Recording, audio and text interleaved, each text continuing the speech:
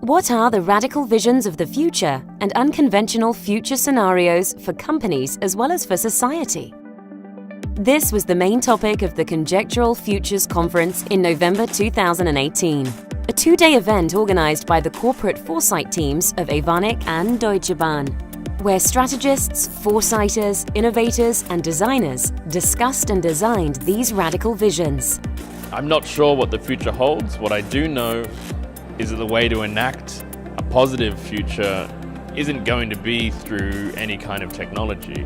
It's going to be through a radical cultural shift. I really believe that we can make a change, every single one of us. So I believe we as a species are obsessed with growth. And I say obsessed because it has become irrational. So we really need to radically change. We need to find even the smallest possibilities for our paradigms to shift.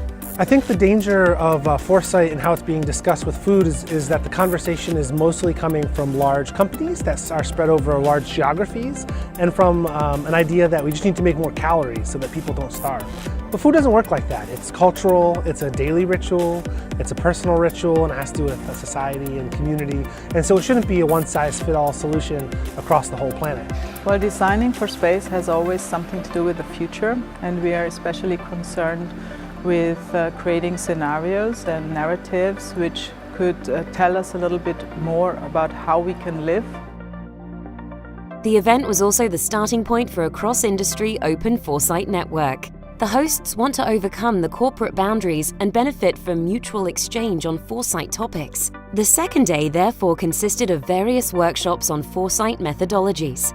I think we're all talking about shared questions. We all live in this world together. There's a lot of similarity in what people are doing. We still miss what's going to happen in the future like almost all the time. I feel that the people in the audience are influencers.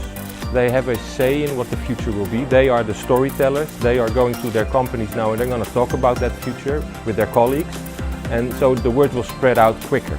I think it's great that big corporates are looking into foresight at this moment. The people who are doing corporate foresight should be more organized. The conversations we have in places like this shouldn't end once we go to dinner or once we walk out the door. That's why I think it's exciting that large industry and organizations are actually here, because hopefully people that are in this room take some of this content and take some of this discussion back into that space, and we don't just continue with business as usual.